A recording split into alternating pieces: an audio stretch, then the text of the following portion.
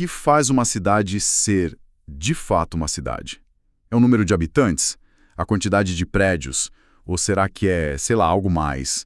Uma identidade, uma função que aquele lugar tem? Para a maioria de nós, essa resposta é meio intuitiva, né? A gente sente quando está numa cidade. Exato.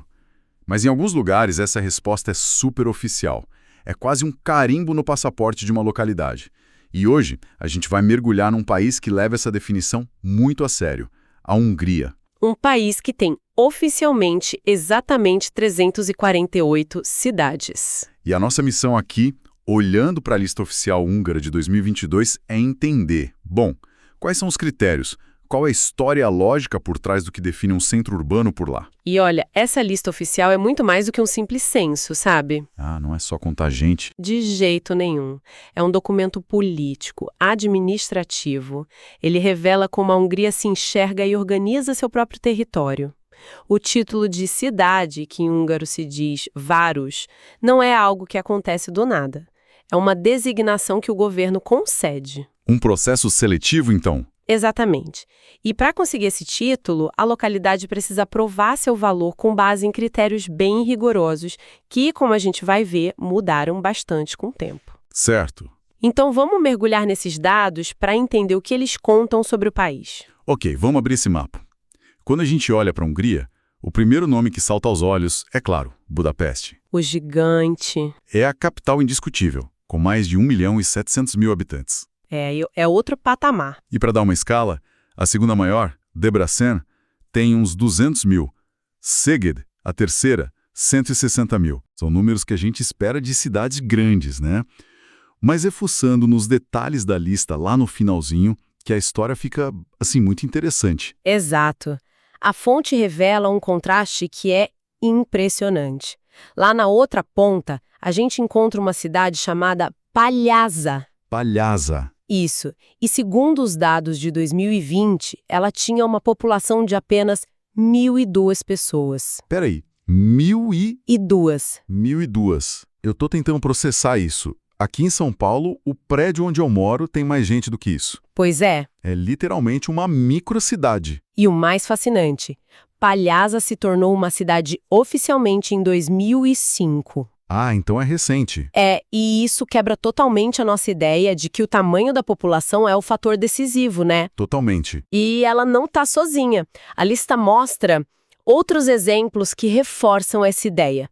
Tem Ouro St. Peter, que também virou cidade em 2005, com pouco mais de 1.100 habitantes. Nossa. Ou Mariapox, que é um famoso centro de peregrinação, conquistou o título em 1993 e hoje tem uns 2.000 moradores. Então, claramente existe um outro jogo sendo jogado ali, com outras regras. Exato. E essa é a pergunta de 1 milhão de florins. Se não é só a população, como é que se conquista esse título? Quais são as regras para entrar nesse clube seleto das 348 cidades? Então, a porta é pequena e ficou ainda menor. É? Sim.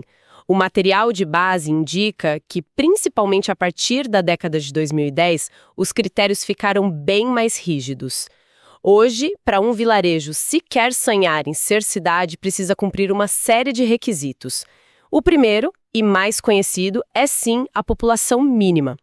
Geralmente, tem que ter pelo menos 10.000 habitantes. Ok, 10.000, isso já é um patamar mais razoável. E, claro, já eliminaria a Palhaça se a regra fosse aplicada hoje. Com certeza. Mas não é só isso, certo? Não basta ter o número. De jeito nenhum. Além do número, é preciso demonstrar um crescimento populacional contínuo nos últimos 5 anos. Uau, então uma cidade grande, mas que está estagnada, não conseguiria o título. Não conseguiria. Ela precisa estar numa trajetória de crescimento. Que interessante isso. Precisamente, não basta ser grande, tem que estar crescendo. E o terceiro critério é talvez o mais subjetivo e o mais importante. Qual?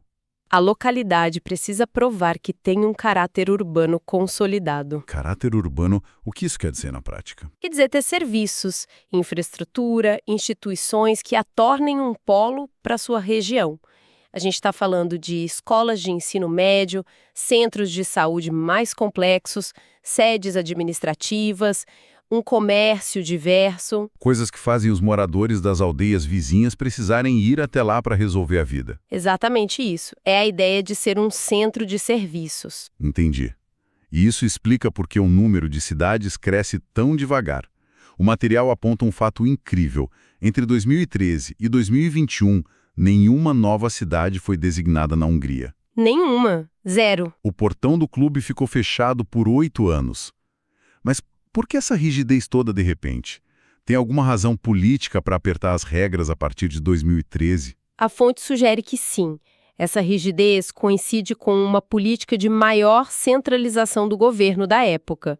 A ideia era valorizar o título de cidade, sabe? Evitar que ele fosse distribuído de forma muito ampla. Ah, para não banalizar o status. Exato. Se você distribui muito, pode diluir os recursos, o prestígio. Manter o clube exclusivo garante que as cidades que já existem continuem sendo centros de poder e investimento regional. Faz todo sentido. E mesmo quando o portão reabriu, foi de forma bem seletiva. Muito. Em 2021, só 2 novas cidades foram aprovadas, Kiskunlachasa e Niribogati. Isso mostra que o processo não é uma formalidade, é algo disputado. Mas essa lista também olha para o passado, né? Não é só sobre as regras de hoje. Sem dúvida. Um dos aspectos mais ricos dessa lista é a coluna que mostra o ano de obtenção do título de cidade. As datas ali contam a história do país. Como se fossem anéis no tronco de uma árvore. Ótima analogia. Por exemplo, dezenas de cidades, como as mais conhecidas, Budapeste, Sopron, Győr, Pécs, elas têm a anotação 1885 Elite. Antes de 1885. E o que aconteceu de tão importante em 1885 para ser esse marco? Em 1886, o Reino da Hungria, que ainda era parte do Império Austro-Húngaro, passou por uma grande reforma administrativa. Foi quando eles padronizaram a classificação dos municípios. Ah, então essas cidades antes de 1885 são as cidades históricas, os centros urbanos tradicionais, cuja condição de cidade é tão antiga que precede as regras modernas. Elas sempre foram cidades, por assim dizer. Elas têm um direito adquirido histórico. Perfeito. O status delas é um fato histórico, não uma concessão burocrática recente. E depois de 1885. O que as datas mostram? Aí que a gente percebe o que a fonte chama de surtos de criação de novas cidades. Eles refletem as grandes viradas políticas do país. Tipo quando? Por exemplo, tem uma onda de novas cidades nos anos 80.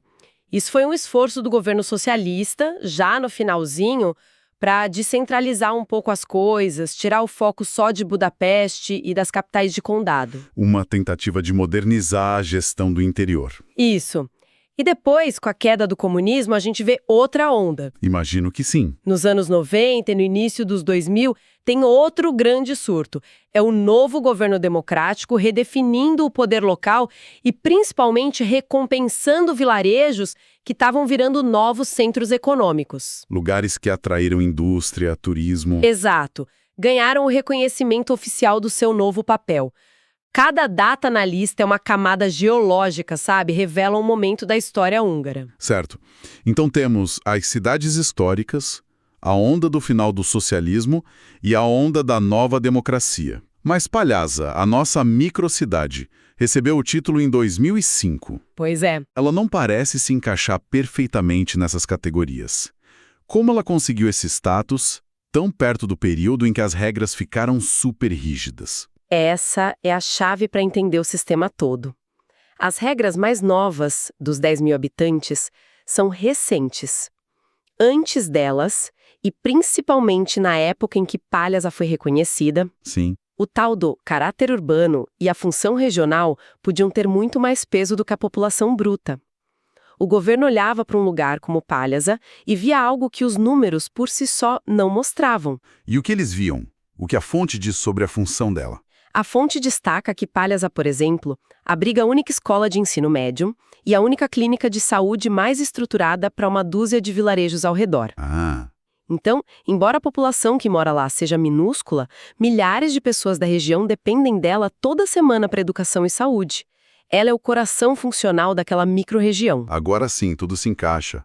O título oficial, nesse caso, é só o reconhecimento de uma realidade que já existe no dia a dia. Exatamente. Então, na prática, um lugar com 5.000 habitantes, mas que tem o único hospital num raio de 100 quilômetros, teria mais chance de virar cidade do que uma cidade dormitório de 15.000 sem nenhum serviço relevante. Perfeito. A função é o critério de desempate. A função. A designação formaliza um papel social e econômico que o lugar já desempenha.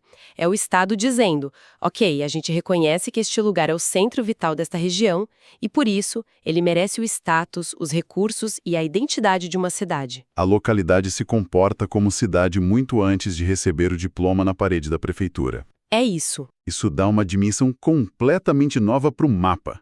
Não é só um conjunto de pontos de tamanhos diferentes, é uma rede de centros funcionais.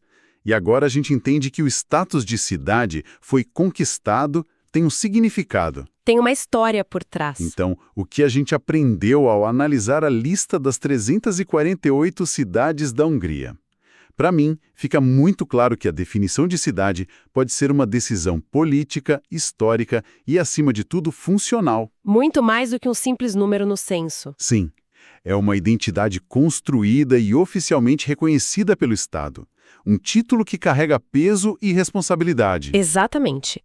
E entender esse sistema de classificação é fundamental para a nossa jornada nessa temporada. Certo. Agora, quando a gente for explorar cidades específicas, seja uma capital imperial como Budapeste, ou uma cidade histórica barroca como Eger, ou uma pequena joia funcional como Keszeg, lá na fronteira, A gente já vai ter o contexto. já teremos o contexto do que significa, na Hungria, carregar o título de Város. A gente vai saber que por trás daquele nome existe uma história de reconhecimento e uma função a ser cumprida para toda a sua região. Para encerrar, fica uma provocação para quem nos ouve. Se o lugar onde você mora tivesse que apresentar hoje uma candidatura para obter o título de cidade, com base nesses critérios húngaros de função regional, infraestrutura e identidade, Será que seria aprovado?